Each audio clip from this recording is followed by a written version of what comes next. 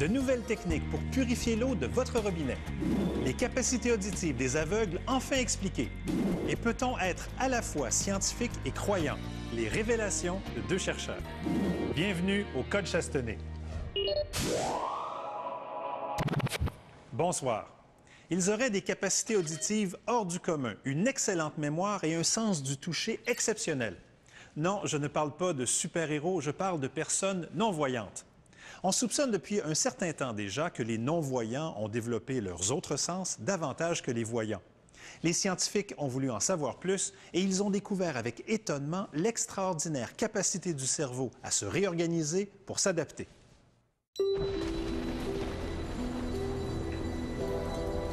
Rappelez-vous de vos peurs d'enfant. Imaginez-vous cherchant à tâtons des repères lors d'une nuit d'orage. Le moindre craquement d'un calorifère semblait provenir d'une bête tapie dans le noir. Dans l'obscurité, les sons prennent une importance parfois démesurée. Pour les aveugles, les sons, c'est leur façon de voir.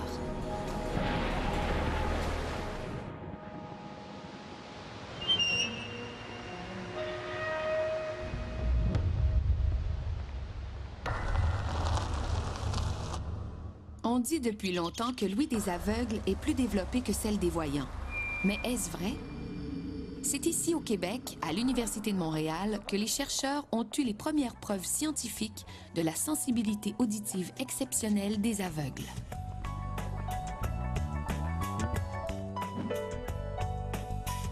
Franco Léporé est neuropsychologue. C'est à lui et son équipe que l'on doit cette preuve. Donc, il fallait montrer que ces légendes urbaines avaient une base scientifique et c'était ça un peu qu'on a voulu faire, c'est de montrer que c'était vraiment une capacité supranormale réelle et non pas imaginée.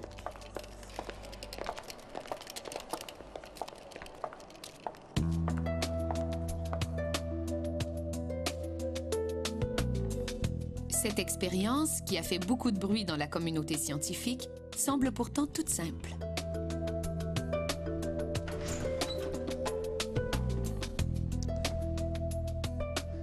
Bon, Barbara, je te donne un casque. Barbara est non-voyante. Sa tête est immobilisée au milieu de 16 haut-parleurs. Elle doit tenter de pointer la provenance des signaux sonores en n'utilisant qu'une seule oreille. Là.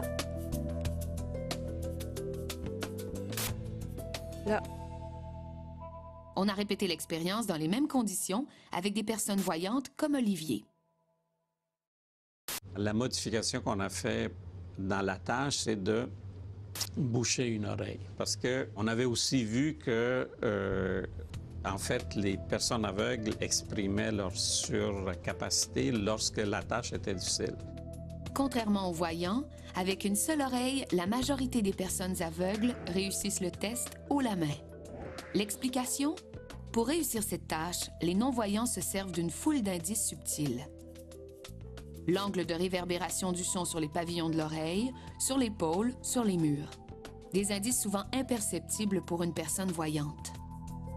Ça, c'est des indices qu'on appelle des indices spectraux qui sont très sophistiqués. Donc, ça prend une ouïe très sophistiquée pour pouvoir reconnaître ces indices-là. Mais que se passe-t-il dans le cerveau de ces non-voyants? Au niveau cérébral, qu'est-ce qui leur donne cette supériorité? L'équipe du Dr Léporé a donc répété l'expérience en suivant cette fois leur activité cérébrale. Ils observent alors un phénomène inattendu. C'est le cortex visuel des personnes aveugles qui s'active lorsqu'elles entendent. Cette zone du cerveau, située à l'arrière de la tête, permet chez les voyants de traiter les images perçues par les yeux. Chez les aveugles, surprise. Les chercheurs observent que le cortex visuel semble s'être recyclé et serve à l'audition. Donc, ils ont plus de cerveau qui s'occupe de faire la tâche et donc c'est pour ça qu'ils sont meilleurs. Plus on a de cerveau, plus on performe. Donc, ces personnes-là auraient non seulement le cerveau auditif, donc le cortex auditif, mais aussi le cerveau visuel et ayant les deux qui participent à la tâche, mais c'est pour ça qu'ils sont meilleurs. Patrice Voss est étudiant au doctorat en psychologie. Il collabore avec Franco Léporé. Ce qui m'a fasciné le plus de tout ça, c'est probablement de voir à quel point, justement, que le cerveau est plastique, puis à quel point il peut se changer et s'adapter à son environnement. Je trouve que c'est quand même assez spectaculaire de voir que le cortex visuel n'est peut-être pas aussi visuel qu'on le croyait, qui peut contribuer à d'autres fonctions. Pour en savoir plus sur cette plasticité apparente du cerveau, les chercheurs ont créé de nouvelles épreuves et élargi leur bassin de candidats voyants et non-voyants.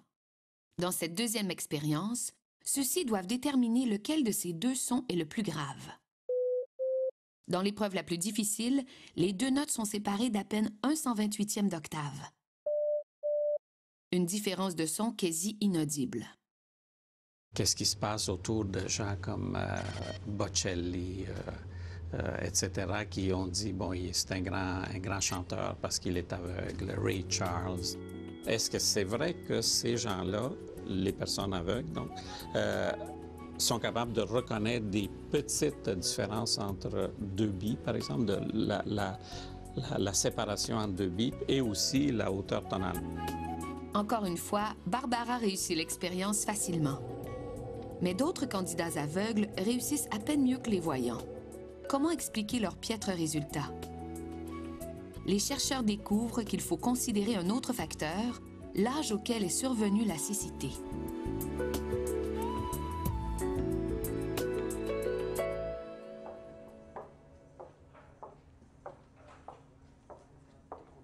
Barbara est devenue aveugle à l'âge de 5 ans, alors qu'Éric a perdu la vue à 17 ans. Chez les aveugles précoces comme Barbara, le cerveau se réorganise plus facilement que chez les personnes devenues aveugles plus tard, comme c'est le cas d'Éric. C'est une grande surprise pour les scientifiques. Chez les aveugles précoces, normalement, la cécité est soit dès la naissance ou dans les premières années de la vie. C'est justement pendant cette période-là que le cerveau est plus malléable, donc il y a encore plus de connexions, donc il y a plus de réorganisation qui peut se faire à ce niveau-là. Patrice Voss poursuit son enquête sur la plasticité du cerveau. Troisième épreuve, Barbara doit déterminer si deux sons viennent du même endroit. Pas pareil. Pas pareil. Pareil. Ensuite, c'est au tour d'Éric, puis d'Olivier. Pas pareil. Pareil. Pareil. Cette fois, les aveugles tardifs et les aveugles de naissance réussissent aussi bien les uns que les autres. Et bien sûr, toujours bien mieux que les voyants. Pareil. L'explication des chercheurs? Cette habileté est essentielle à la survie des personnes aveugles. Pas pareil. Pour celles-ci, savoir d'où vient un son peut faire toute la différence entre la vie et la mort.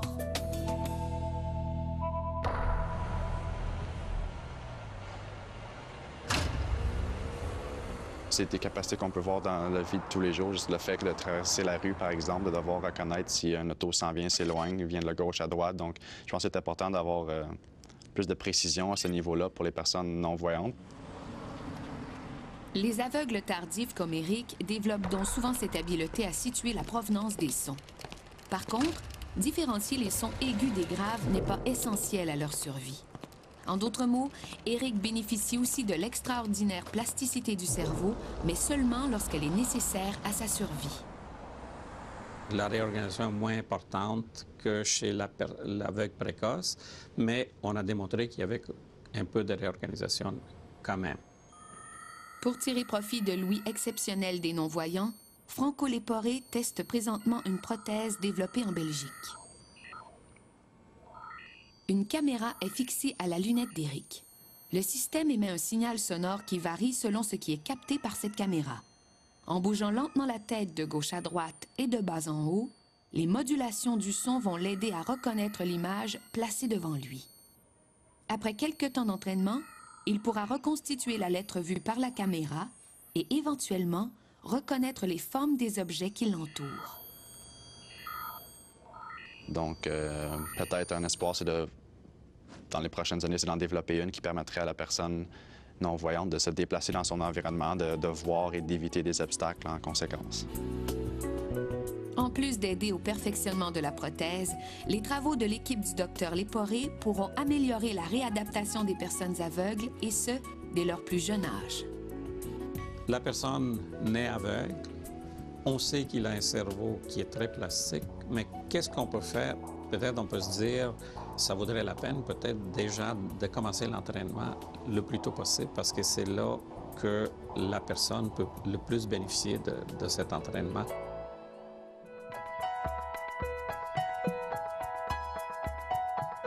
Binan, on a vu que le cortex visuel peut se réorganiser au profit de l'ouïe. Est-ce que c'est vrai aussi pour d'autres sens? Les travaux de l'équipe du Dr Léporé, mais aussi de bien d'autres dans le monde, ont permis de démontrer que le cortex visuel des aveugles pouvait aussi servir à étendre les capacités du toucher, de l'odorat, mais aussi de fonctions plus complexes, comme la mémoire, par exemple. Alors, le cortex visuel qui, dans mon cas, ou dans le vôtre, Pierre, sert seulement à voir, pour les aveugles, il serait multifonctionnel. J'imagine que pour les neurobiologistes, la plasticité du cerveau, c'est le Saint Graal. Oui, exactement. On a toujours cru que le cerveau était immuable, qu'il avait des parties qui étaient dédiées à certaines fonctions pour toujours. Et depuis peu, on se rend compte de l'extraordinaire malléabilité, la plasticité de ce cerveau-là. Et il s'agit maintenant d'en découvrir les multiples facettes. Est-ce que ça pourrait aider d'autres personnes? Oui, alors ça peut servir, par exemple, à mieux traiter des patients qui ont des lésions au cerveau ou qui ont été victimes d'accidents vasculaires cérébrales. Et à ce moment-là, on pourrait, par exemple, si la zone du cerveau associée à la motricité du bras droit est affectée, bien, on pourrait rééduquer le cerveau pour forcer une réorganisation pour que le patient puisse, par exemple, à nouveau mouvoir son bras. Tout ça est absolument fascinant. Merci de nous en avoir parlé, Binan. Après la pause, notre chroniqueur Pascal Forget nous parle d'innovations scientifiques qui vont changer nos vies.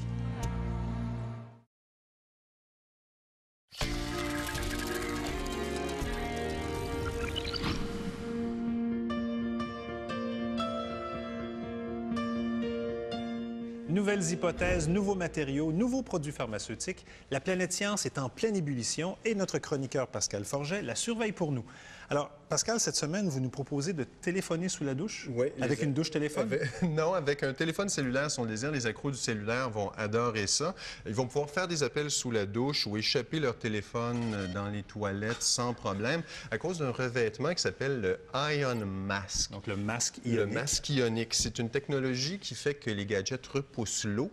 On utilise le plasma. Le plasma, c'est le quatrième état de la matière avec les liquides, le solide et les états gazeux. C'est très, très énergétique. Le plasma est extrêmement énergétique, encore plus chaud que la vapeur. Ça permet de souder des molécules qui repoussent l'eau à la surface des matériaux, donc des composantes électroniques, sans modifier les propriétés. Cette technologie-là permet même de souder des molécules qui repoussent l'eau à la surface des tissus, du verre, du papier. Le revêtement est absolument invisible. Et ce qui est bien, c'est comme les molécules qui repoussent l'eau sont soudées à la surface, ça partira pas sous la pluie. Contrairement à certains produits qu'on vaporise et qui finissent par disparaître. Tout à fait. C'est un processus qui a été à l'origine développé par les militaires britanniques pour les protéger des attaques chimiques. Donc, ça repousse vraiment les molécules d'eau. Tant mieux pour eux. On parle aussi de piles en papier. Oui, une pile qui est constituée à 90 de cellulose, donc la même chose que les feuilles de papier, avec en bonus 10 de nanotubes de carbone. J'avais peur qu'il n'y ait pas de nanotubes dans votre chronique. Il fallait qu'il y ait des nanotubes de carbone. Ça ressemble donc en tout point à du papier, sauf que ça contient de l'électricité. C'est alimenté, cette pile-là, par le sang, l'urine, la sueur, les larmes. Blood, sweat and tears. Oui, et donc ça fait que c'est une pile qui est extrêmement biocompatible. On pourrait l'utiliser pour des appareils médicaux, des régulateurs cardiaques, voilà, des implants, ainsi de suite. Sans piles de métal qui peuvent être rejetées par l'organisme, la pile de papier est extrêmement biocompatible. Même si la pile est faite de matériaux peu coûteux, le processus de fabrication reste encore coûteux. Donc, c'est pas pour demain, peut-être dans quelques années. Classer les odeurs, ça m'intrigue, ça. Ça, c'est vraiment amusant parce que l'œil capte les lumières d'une certaine fréquence et l'interprète comme une couleur précise. Lorsqu'on entend un son d'une certaine fréquence, on entend une certaine note. Voilà.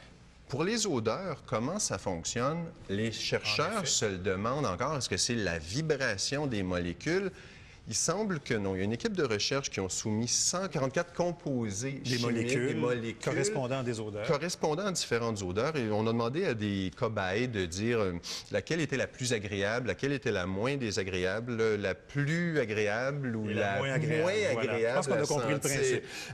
Et on s'est rendu compte qu'étrangement, en regardant les molécules dans l'ordre qu'ils avaient été mis par les cobayes, que les molécules qui étaient petites et lourdes étaient plus agréables à sentir que celles qui étaient légères et étendues. Intéressant, intéressant. C'est une théorie qui est extrêmement controversée parce que certaines molécules, étrangement, dans un sens, ont un certain parfum très agréable. Et quand on prend l'image inverse de la molécule, l'odeur est désagréable. Donc, cette théorie-là n'explique pas pourquoi ces molécules-là ont des odeurs aussi différentes, même s'ils ont la même forme. Il y a encore des mystères en science. Énormément. Merci beaucoup, Pascal. Voyager dans le temps. Certains en rêvent, d'autres le font. Comme François Quintal, qui explore régulièrement des époques lointaines. Armé de sa pioche et de sa loupe, il déniche des fossiles de créatures qui ont peuplé le Québec il y a des centaines de millions d'années. Qui l'eût cru? Voilà un technicien en aéronautique qui fait progresser une science qui le passionne, la paléontologie.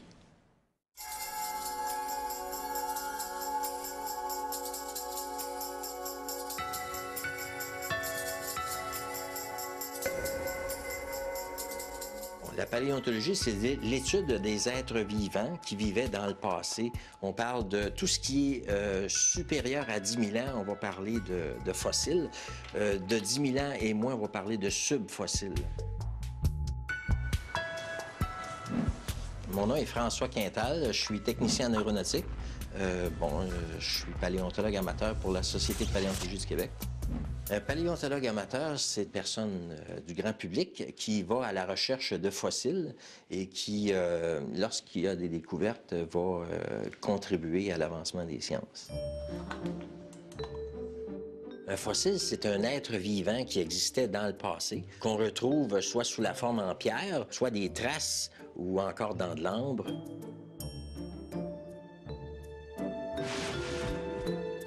L'animal meurt, il tombe dans les fonds marins. Là, après ça, il y a des sédiments qui s'accumulent sur le fossile. On parle d'environ 1 km de sédiments. Il y a une compaction des sédiments qui entraîne l'eau à remonter. L'eau qui est contenue dans les sédiments cherche à remonter à la surface.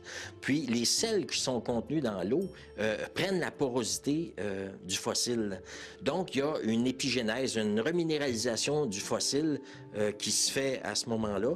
Et on le retrouve, ce fossile-là, qui est dans les fonds marins, on le retrouve à la surface à cause du mouvement des plaques tectoniques. Bon, la première chose que j'ai trouvée, c'est une variété de brachiopodes, c'est-à-dire c'est un coquillage. Puis l'autre spécimen fossile que j'ai trouvé, c'est une tige de crinoïde.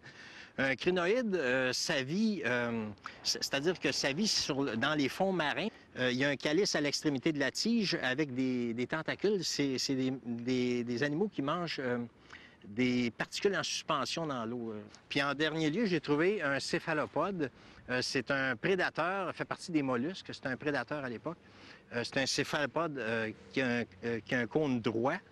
L'équivalent aujourd'hui, c'est le nautile. Mais le nautile est enroulé.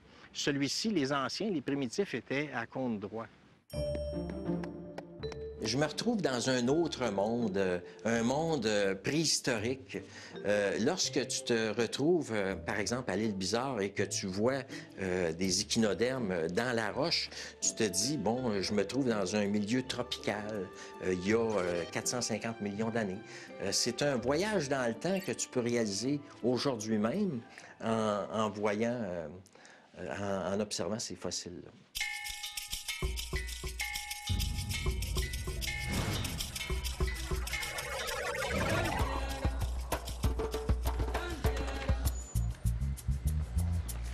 Bonsoir, ça va bien? Les paléontologues amateurs sont un maillon essentiel à la science de la paléontologie parce que ce sont des passionnés qui vont passer tout leur temps libre à chercher des fossiles. Les paléontologues professionnels, au contraire, ont tellement d'autres choses bien moins intéressantes à faire qu'ils auront finalement moins de chances de trouver un nouveau fossile. Je m'appelle Virginie Millien et je suis conservatrice zoologie et paléontologie au musée Redpath. La plupart des découvertes majeures, de toute façon, ça vient d'un paléontologue amateur. C'est celui-là. La paléontologie, ça va nous aider par l'étude des organismes passés, souvent éteints. En les étudiant, on a beaucoup plus de recul dans le temps pour comprendre comment les espèces naissent, comment les espèces disparaissent et pourquoi. Et puis, on peut espérer appliquer ça au monde actuel et par exemple, dans le contexte actuel de changement climatique, vu que ça s'est produit par le passé, on sait comment les espèces ont pu réagir à de tels changements. Alors, on peut essayer d'imaginer un scénario pour ce qui se passe aujourd'hui. Ici, on a le numéro 6695. Oui, ils sont bien numérotés. Souvent, les paléontologues amateurs font des découvertes importantes. L'idée, c'est qu'il faut le publiciser. Moi, je dirais Fineskina, OK. Pour moi, personnellement, c'est probablement le petit bras d'étoile de mer que j'ai trouvé à Bécancour. Ça faisait tellement d'années que je cherchais des fossiles. De trouver un bras d'étoile de mer, pour moi, c'est quelque chose. Il y a eu beaucoup de recherches qui ont été faites, mais il n'y a jamais eu d'étoile de mer de retrouver dans ces couches-là. C'est une découverte en soi. Pour moi, ça fait partie de ma vie. Je vais probablement mourir avec la paléontologie. Ça fait partie de moi. Là. Je m'en sortirai pas.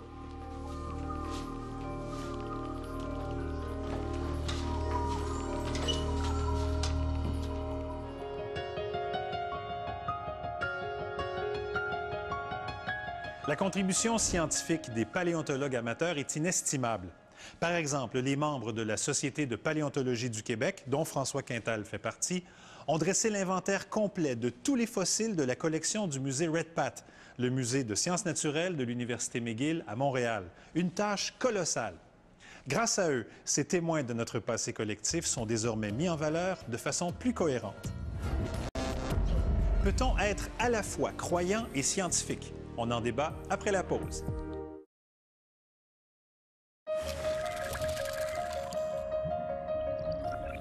La science est une méthode rationnelle d'interrogation de la nature qui permet de répondre à plusieurs des grandes questions que l'humanité se pose depuis toujours.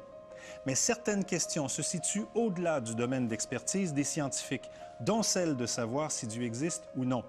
La religion répond à ce genre de questions, mais nous demande en retour de croire à des vérités révélées qu'il est impossible de vérifier expérimentalement. Dans un tel contexte, est-il possible d'être à la fois scientifique et croyant? Ces deux attitudes mentales sont-elles irréconciliables? Pour tenter de répondre à cette difficile question, nous avons invité sur notre plateau Louis Lessard, physicien à l'Université de Montréal, et Yves Gingras, historien des sciences à l'UQAM. L'un est croyant et l'autre agnostique convaincu. Louis Lessard, vous êtes croyant et scientifique, vous êtes physicien. Comment est-ce que vous arrivez à réconcilier ces deux aspects de votre personnalité? La raison souvent pour laquelle on croit que c'est inconciliable, c'est qu'on pense que la science est une démarche rationnelle, alors que ce qu'on peut appeler la religion, c'est irrationnel. C'est souvent comme ça qu'on le présente. Alors, si on le présente comme ça, je dirais, c'est effectivement incompatible. Toutes les grandes traditions religieuses là, ont une tradition de réflexion et en même temps une tradition de raison qui est nécessaire. Et ça, on le trouve dans le christianisme, dans le judaïsme, dans l'islam. Dans les grandes religions. Dans les grandes religions. Yves Gingras, vous avez une position complètement différente, évidemment. Vous êtes agnostique et vous ne pensez pas qu'il soit possible d'être à la fois scientifique et croyant. Ce que je dirais, c'est que, comme on vient de le dire, toutes les grandes religions ont eu historiquement des problèmes avec la science. Et la raison en est simple. C'est que, donc, moi, comme agnostique, je ne dis pas que Dieu n'existe pas. Ce que je dis, c'est dire, avec des arguments scientifiques, comme on le voit de plus en plus chez des chercheurs scientifiques, ou bien que Dieu existe, ou que Dieu n'existe pas, est un dialogue rigoureusement stérile. Ce qui est important, à mon avis, dans le débat actuel qui est très fort sur la question de science et religion, c'est de regarder la réalité historique et sociologique. Ce qu'on appelle les grandes religions, c'est des organisations sociales. Et historiquement, elles ont tous eu maille à partir avec la science. C'est dans ce sens-là que je dis que tenter ce qu'on appelle, dans le terme technique, un concordisme de concilier science et religion est une erreur. Pourtant, on sait et on le constate autour de nous, la science a des limites. On ne peut pas, par exemple, savoir ce qui s'est passé avant le Big Bang. On ne sait pas si l'univers est fini et si oui, qu'est-ce qu'il y a au-delà. Et souvent, on apporte des arguments religieux pour essayer de remplir ces trous, si on veut. Là, il n'y a pas de problème. Le problème, quand on dit la science a des limites, est très simple. C'est que oui, elle a des limites, mais ces limites-là sont indéfinies. Donc, la limite de la science du 19e siècle n'est plus celle du 20e siècle. Quand Darwin publie en 1859 L'origine des espèces, il vient de passer une limite que la biologie d'avant ne connaissait pas, c'est-à-dire quel est le mécanisme qui fait que les espèces changent dans le temps, pour prendre un terme neutre. Lui, il a trouvé une théorie qui s'appelle la sélection naturelle. Ça, c'est, pendant une période donnée, c'était incompatible avec une interprétation de la Bible, c'était incompatible avec une certaine interprétation du péché originel. Mais ce n'est pas un hasard. Donc oui, la science a des limites, mais ces limites-là, on ne les connaît pas, elles ne sont pas fixées aux chances qu'il y a une limite ici et on la traverse. Qu'est-ce que vous pensez, Louis Lessard, de cette façon de voir le combat entre la science et la religion comme justement une espèce de définition des limites de l'un et de l'autre? Quand on dit que la science débouche toujours sur quelque chose qui va plus loin, c'est dire que l'objet de la science débouche forcément sur ce qu'on appelle un horizon. C'est-à-dire, l'explication ultime est toujours au-delà de ce qu'on sait à un moment donné, et c'est en même temps le moteur de la science. S'il n'y avait pas cette possibilité d'aller toujours au-delà de ce qu'on sait, la science s'arrêterait. On arrêterait de faire de la recherche. Et elle perdrait son intérêt. Ça, c'est une première chose. La deuxième chose, c'est que la science n'est pas seulement un contenu, je dirais, de concepts, de théories, et ainsi de suite, c'est aussi une démarche. Tout à fait. Et il faut aussi réfléchir à la science comme démarche. Or, la science comme démarche a un postulat fondamental, qui n'est pas de la science. C'est que la réalité que la science me fait connaître répondra toujours à une recherche d'intelligibilité. On a l'impression souvent que lorsque la religion empiète sur la science ou vice-versa, c'est là que les problèmes naissent. Qu'est-ce que vous en pensez? Mais la science n'empiète pas sur la religion dans le sens que la science, comme on vient de le dire, c'est une procédure qui pose des questions, qui a un postulat qui est a priori, mais qui fait qu'elle est la science, c'est que l'explication doit être naturaliste. Dire, par exemple, que ça existe parce que Dieu l'a créé, c'est peut-être vrai, mais ça n'a aucun intérêt. Ce n'est pas un argument scientifique. C'est pour ça que je dis que la science ne peut pas empiéter sur la religion. La science répond à une question. Par contre, la religion peut empiéter sur la science. Qu'en est-il, c'est ça, de la religion qui empiète peut-être sur le domaine de la science? On pense au créationnisme, par exemple. Le créationnisme est faux dans la mesure où il prétend être une théorie scientifique. Ça, c'est le problème qu'on trouve dans les présentations qu'on veut faire, par exemple, dans les manuels américains actuellement. C'est-à-dire, on veut dire, OK, présenter l'évolution, comme on vient de le dire, et présenter en parallèle un créationnisme ou intelligent design, des choses semblables. Là où c'est faux, c'est de dire l'un est de la science, et là tout le monde va être d'accord, et l'autre c'est aussi de la science. Et c'est là, là ça ne va pas. Il faut garder distinct, je dirais, les deux approches. Qu'est-ce que ça vous apporte en tant que scientifique d'être croyant?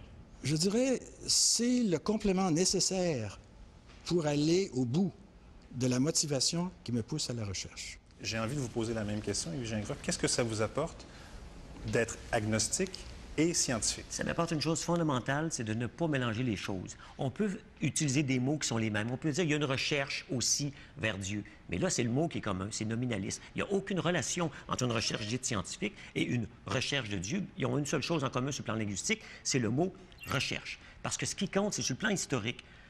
Il n'est jamais arrivé où la religion n'a pas tenté de l'imiter. Et c'est pour ça que quand on parle de « moi, la religion, c'est comme ça », votre conception de Dieu, elle est respectable. Mais ce qu'il faut dire du point de vue sociologique, c'est que dans la réalité sociale, c'est pas comme ça que ça marche. C'est qu'il y a des institutions, il y a des organisations, et c'est eux qui définissent. Pour moi, le catholicisme, il est défini par le pape qui dit, par exemple, ne portez pas de condom, n'utilisez pas telle chose, et ne faites pas de clonage, ne faites pas ci. C'est ça ma définition de la religion, et c'est contre ça que je me bats, pas contre des croyances individuelles et personnelles. Je vais vraiment devoir vous arrêter là-dessus. Messieurs, merci infiniment d'être venus sur notre plateau, nous en parler. On a à peine effleuré le débat et j'espère qu'à la maison, les gens auront envie de continuer à y réfléchir. Et merci encore d'être venus sur notre plateau. Après la pause, comment des chercheurs tentent de rendre l'eau du robinet de plus en plus pure?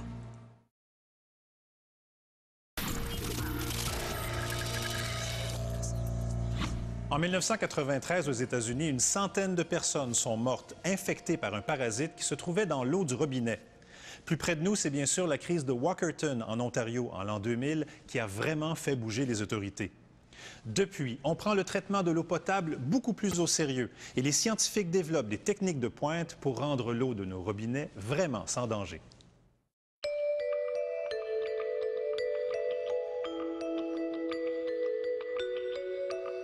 L'eau. L'eau, symbole par excellence de pureté, de limpidité, de cristallinité. L'eau, source de vie universelle. L'eau qui désaltère, l'eau qui hydrate, l'eau qui revivifie. Cette eau, on la trouve sous terre ou en surface.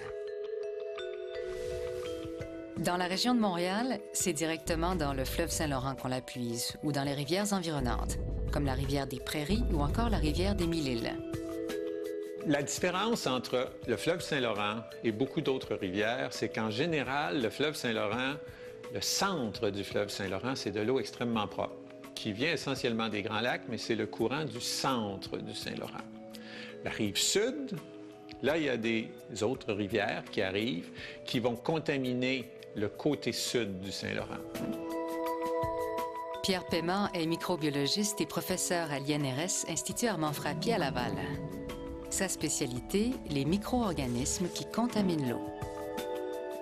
L'eau de la rivière des Mille-Îles, telle qu'elle est aujourd'hui, contient beaucoup de micro-organismes pathogènes et toutes sortes d'autres micro-organismes qui proviennent essentiellement des usines d'épuration qui sont situées un peu partout le long de cette rivière-là. Et beaucoup de ces micro-organismes-là peuvent causer des maladies importantes chez l'homme. Avant consommation, l'eau doit donc être purifiée. Dans la région de Montréal, on retrouve une dizaine d'usines d'épuration qui filtrent et désinfectent l'eau des égouts avant de la rejeter dans les cours d'eau environnants. Puis, une vingtaine d'usines de traitement d'eau potable la rendent propre à la consommation humaine. Plus ces deux types d'usines sont rapprochés, plus la tâche de traiter l'eau est ardue. La rivière des Mille-Îles en particulier, les sources de pollution principales sont essentiellement les égouts des municipalités le long de cette rivière-là. Donc, il va y avoir beaucoup de bactéries, des bactéries comme E. coli, des salmonelles, des shigelles. On va trouver aussi des virus, comme le virus de l'hépatite virale. On va trouver des virus comme il y avait, il y a quelques années, du virus de la poliomyélite dans cette eau-là. Heureusement, presque tous ces micro-organismes sont éliminés par les usines d'eau potable. Presque, car quelques rares irréductibles résistent à la désinfection. Parmi eux, deux parasites issus du monde animal, nommés Giardia et Cryptosporidium. Ils font partie des cibles prioritaires du gouvernement du Québec, qui, en 2001, a rendu ses normes plus sévères en matière d'eau potable. Lorsqu'en 2001, le règlement est arrivé, on visait beaucoup Giardia et Cryptosporidium parce que, Giardia, on savait depuis les années 70 qu'il était responsable de beaucoup d'épidémies associées à l'eau potable, surtout des eaux qui étaient plus ou moins bien traitées. Le deuxième, Cryptosporidium, on l'a ajouté parce qu'on a découvert qu'il était encore plus résistant que Giardia et plus difficile à traiter en station de production d'eau potable. Donc, on a ajouté au règlement Cryptosporidium comme étant l'une des cibles visées.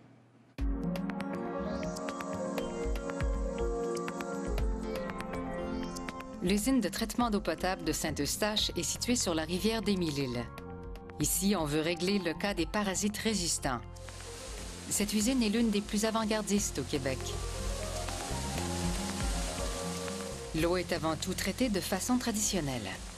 Après un premier tamisage, des agents chimiques forcent une grande partie des particules et des micro-organismes présents dans l'eau à s'agglutiner les uns aux autres. Ces flocons brunâtres se déposent ensuite au fond des bassins. Les sédiments qui restent sont retenus en grande partie par des matériaux de filtration faits de sable et d'anthracite, une variété de charbon. Pour finir, c'est la désinfection, le plus souvent au chlore. Mais ce traitement ne suffit pas pour régler le cas des parasites résistants. Ce qu'on avait appris au cours des années, c'est que Giardia était résistant à la désinfection surtout. Donc, on pouvait arriver à l'enlever assez bien, mais pour le tuer, c'était très difficile avec le chlore. On y arrivait avec l'ozone. L'usine de Saint-Eustache s'est donc dotée d'un système de traitement à l'ozone, efficace pour détruire les micro-organismes plus coriaces, mais aussi pour éliminer les goûts et les odeurs dans l'eau. L'ozonation, c'est un procédé où on crée de l'ozone à partir de l'oxygène. L'ozone, c'est un agent extrêmement oxydant. Et ce qu'il va faire, c'est qu'il va s'attaquer à toutes les molécules qu'il y a dans l'eau. S'il y a des micro-organismes, bien, il va s'attaquer aussi aux micro-organismes, donc tuer les micro-organismes. Mais pour Cryptosporidium, c'est peine perdue. Dans le cas de Cryptosporidium, il est encore beaucoup plus résistant parce qu'il résistait quand même assez bien à l'ozone et qu'il résistait au chlore. On peut le mettre dans le chlore pendant 1 mois et il va être encore là. Donc, il fallait trouver d'autres moyens pour le détruire et on a développé d'autres moyens à ce moment-là. L'usine de Saint-Eustache a ajouté une nouvelle arme à son arsenal, le rayonnement ultraviolet, une révolution dans le traitement de l'eau potable. Jusqu'à récemment, on l'administrait en doses massives pour tuer les parasites, ce qui rendait cette technologie hors de prix. On sait maintenant que des doses beaucoup plus faibles suffisent à les rendre inoffensifs. Benoît Barbeau est co-titulaire de la chaire CRSNG industrielle en eau potable de l'École polytechnique à Montréal. Son but, mettre au point de nouvelles techniques pour purifier l'eau. Jusqu'à peu près vers la fin des années 90, la désinfection UV était très peu utilisée dans le domaine du traitement de l'eau potable, alors que c'était quand même assez courant en eau usée. Et la raison, c'est qu'on croyait que c'était inefficace pour inactiver les parasites, ce qui est un enjeu très important en désinfection de l'eau potable. Puis, vers la fin des années 90, il y a des chercheurs américains qui ont montré qu'en fait, ça prenait de très petites doses pour réussir à rendre ces parasites-là non infectieux. Alors qu'avant, on pensait qu'il fallait vraiment les tuer. Et ce que les rayons ultraviolets vont faire, c'est qu'ils vont coller le matériel génétique suffisamment pour qu'il ne puisse plus se diviser. Donc, on empêche le parasite de se diviser. On le stérilise biologiquement pour l'empêcher de se multiplier. Dans l'eau potable, le parasite n'est pas mort, mais puisqu'il est incapable de se reproduire, il sera facilement éliminé par l'organisme. Cette révolution-là fait en sorte que maintenant, la désinfection UV, c'est une des solutions les plus économiques pour atteindre des objectifs additionnels de désinfection par rapport aux parasites. Mais le traitement de l'eau potable s'apprête à vivre une autre révolution, l'utilisation de membranes qui permettent une filtration extrêmement fine. Les membranes sont une nouvelle technologie dans le domaine du traitement de l'eau potable, tout comme la désinfection UV, puis on va les voir de plus en plus dans l'industrie du traitement des eaux. Une des raisons, c'est qu'ils permettent de remplacer les filtres à sable et d'obtenir de très bonnes performances pour la désinfection. Ce sont des membranes à fibres creuses là, qui ont à peu près la taille d'un spaghetti. La façon dont ça va fonctionner, c'est qu'on va venir immerger ce module-là dans un bassin, puis on va aspirer, on va faire le vide par ici pour que l'eau passe de l'extérieur de la fibre vers l'intérieur. Les pores des membranes sont microscopiques. Elles sont si petites qu'elles retiennent même les virus, les bactéries et les parasites. On parle de microfiltration, d'ultrafiltration et même de nanofiltration. Des techniques dont le pouvoir filtrant est de plus en plus poussé. Eh bien, une membrane de microfiltration va avoir des pores environ 10 à 20 fois plus petits que les parasites. Et si on va en ultrafiltration, bien, on est environ à 100 fois plus petit que ces parasites. Les membranes permettraient donc d'offrir une eau d'encore plus grande qualité à la population. Mais certains défis techniques subsistent, comme le colmatage des membranes qui survient quand les résidus qui s'y accumulent finissent par bloquer ces pores, ce qui nécessite des nettoyages coûteux et fréquents.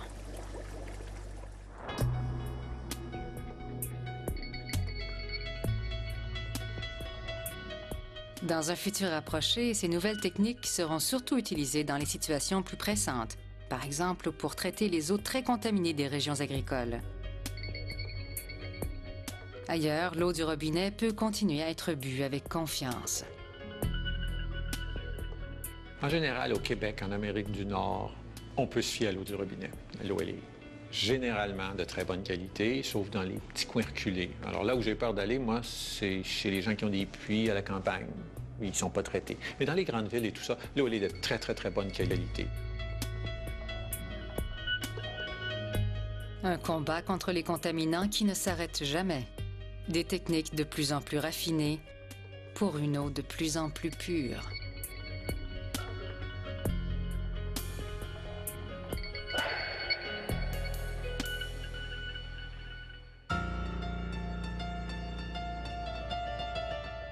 Alors, Véronique, je suis intriguée. Pourquoi est-ce que ce serait plus dangereux de boire de l'eau à la campagne qu'en ville? Bien, à la campagne, les eaux de surface, aussi bien que les eaux souterraines, sont plus susceptibles d'être contaminées par des rejets agricoles qui contiennent souvent des pesticides et des bactéries. Mais aussi parce que certaines petites municipalités n'ont pas les moyens financiers de mettre à jour leur installation de filtration et donc de répondre aux normes gouvernementales. Quand est-ce que les techniques qu'on a vues dans le reportage vont être installées dans nos usines? Ils sont installés déjà, mais dans une dizaine d'usines de filtration au Québec seulement. Alors, on parle ici des techniques de rayons ultraviolets et d'ozonation. L'ozonation, en passant, qui est aussi utilisée parfois pour le traitement des eaux usées. 2 étapes bien séparées dans des installations séparées. Et d'ailleurs, la Ville de Montréal a récemment annoncé qu'elle avait choisi la technique d'ozonation pour traiter ces eaux usées. D'accord. Ce qui est différent. Oui. Et on a parlé aussi de la membrane, des techniques par membrane qui sont encore trop dispendieuses pour l'instant pour qu'on puisse se les offrir. Et avec ces nouvelles techniques, est-ce qu'on pourra dire que l'eau du robinet est vraiment sécuritaire? L'eau du robinet est déjà sécuritaire. Vous savez, au Canada, il n'y a pas de problème. Et de l'avis de la majorité des experts, on peut la boire sans aucune peur. Bon, ben voilà. Alors donc, nous allons boire à ça. Merci Véronique et à votre santé. À la prochaine. Peut-on vraiment parler avec les morts grâce à une planche de Ouija ou en faisant tourner des tables? La réponse après la pause.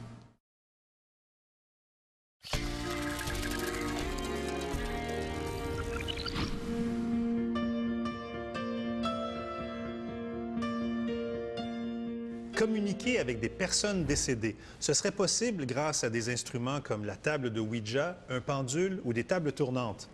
Avec notre chroniqueur scientifique Noémie Mercier, nous allons comprendre que ces phénomènes ont une explication scientifique qui n'a rien à voir avec les esprits. Mais d'abord, Noémie, rappelez-nous ce que c'est qu'une planche de Ouija. Donc, le jeu de Ouija, ça a été breveté en 1892 par une compagnie américaine. Ça se trouve encore aujourd'hui dans tous les bons magasins de jouets. Et donc, c'est constitué d'une planche de jeu où sont inscrites les lettres de l'alphabet, des chiffres et quelques mots comme oui, non ou au revoir, des choses comme ça. Et les joueurs posent leurs doigts sur un petit pointeur à roulette qui va pouvoir se diriger sur la planche de jeu en réponse aux questions des joueurs. Par exemple, je pourrais demander à une personne décédée si elle est présente dans la pièce. Et puis là, le pointeur se dirigerait soi-disant tout seul vers le mot « oui » sur la planche. Je vois. Il pourrait épeler des réponses en se dirigeant vers les lettres une après l'autre. Il y a plusieurs variantes du Ouija, d'autres objets qui sont censés bouger tout seuls en réponse à des forces occultes. On peut penser aux pendules magiques, à la baguette du sourcier ou même aux tables, donc autour desquelles on s'assoit en groupe puis qui se mettent à vibrer. Guéridons, là. Voilà, quand on invoque les esprits. Mais il y a des gens qui ont vécu des expériences très troublantes avec des tables de Ouija ou les autres instruments dont vous parliez. Est-ce que ça a une base scientifique, ces expériences-là? Bien, d'abord, précisons que ce genre d'instruments ont plusieurs points communs.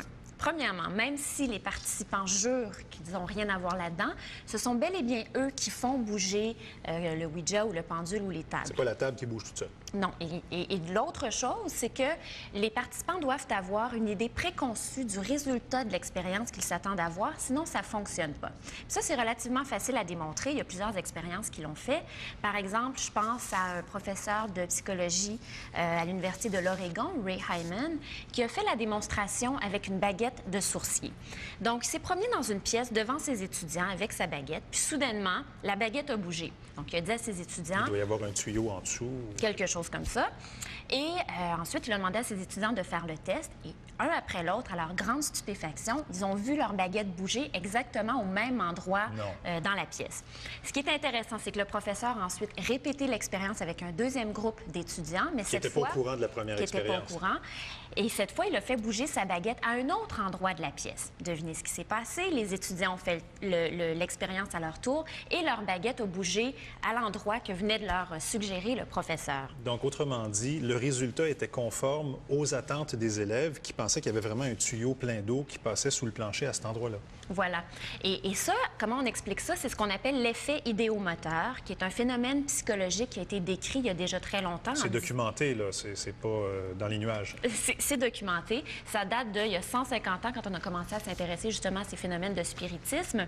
Qu'est-ce que c'est? Eh bien, c'est quand on fait des mouvements involontaires qui vont dans le sens du résultat qu'on aimerait voir ou du résultat qu'on s'attend à voir, et souvent sans qu'on en ait conscience. Donc, on peut avoir des attentes, des idées préconçues, et parfois, ça peut être suffisant pour engendrer des mouvements presque imperceptibles.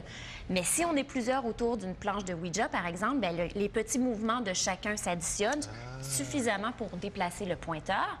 Puis si c'est la même chose quand on utilise des instruments très instables comme un pendule ou une baguette qui vont être sensibles au moindre de nos tremblements. Est-ce qu'on a des études plus récentes qui ont confirmé cet effet idéomoteur? Il y a un chercheur de l'Université de la Californie à San Francisco qui a fait une découverte vraiment remarquable. C'était dans les années 80. Ce qu'il a fait, il a demandé à ses sujets de faire des mouvements comme lever un doigt, par exemple. Mais il leur a dit, faites-le spontanément quand l'envie vous vient. Et ensuite, il leur a aussi demandé à quel moment précis ils avaient pris la décision de poser ce geste. Décision consciente. Voilà. Puis en même temps, il mesurait l'activité électrique de leur cerveau avec un électroencéphalogramme. Ce qu'il a constaté, c'est que le cerveau des sujets commençait à s'activer avant que les sujets n'identifient le moment précis. Longtemps avant? Quelques centaines de millisecondes, ce qui est énorme. À l'échelle du cerveau, c'est une éternité. Tout à fait. Ce qui veut dire qu'avant même que l'information ne parvienne à notre conscience, avant même qu'on prenne cette décision-là, le cerveau a déjà commencé à démarrer ses circuits moteurs pour se préparer à agir. Et puis ça peut engendrer des mouvements très subtils dont on n'a pas connaissance. Et c'est exactement ce qui se passerait dans le cas du Ouija. C'est ça. Donc, on a l'impression que ce n'est pas nous qui faisons bouger l'instrument, mais en fait, on bouge. Et pourquoi on est si vulnérable à ça? C'est que, d'ordinaire, on a l'impression qu'on contrôle, ou en tout cas, c'est important pour nous de se sentir maître de nos actes. Ben oui. Donc, quand il se passe quelque chose où on pose un geste et on n'a pas l'impression d'avoir pris la décision, bien, il peut être tentant d'attribuer notre propre comportement à des forces extérieures comme les esprits. Alors qu'on sait que les esprits sont dans nos têtes. Merci beaucoup, Noémie. Je vous en prie. Au nom de toute l'équipe du Code Chastenay, merci d'avoir été là. À la semaine prochaine.